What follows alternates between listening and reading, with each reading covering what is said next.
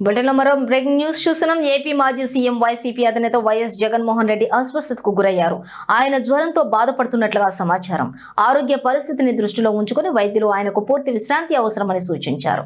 ఈ నేపథ్యంలో ఇవాళ జరగాల్సినటువంటి పులివెందుల పర్యటనకు సంబంధించినటువంటి అన్ని కార్యక్రమాలను ఆయన రద్దు చేసుకున్నారు.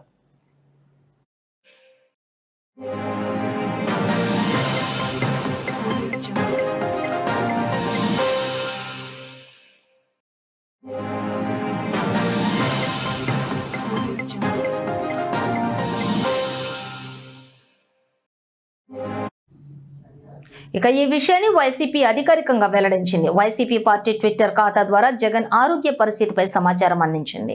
పులివెందుల పర్యటనలో భాగంగా చేపట్టాల్సిన కార్యక్రమాలను ఆయన ఆరోగ్యం పూర్తిగా కోలుకున్న తర్వాత తిరిగి నిర్వహిస్తారని పార్టీ వర్గాలు తెలిపాయి. వైఎస్ జగన్ త్వరగా కోలుకుని ప్రజా కార్యక్రమాల్లో పాల్గొనాలని పార్టీ శ్రేణులు, అభిమానులు ఆకాంక్షిస్తున్నారు.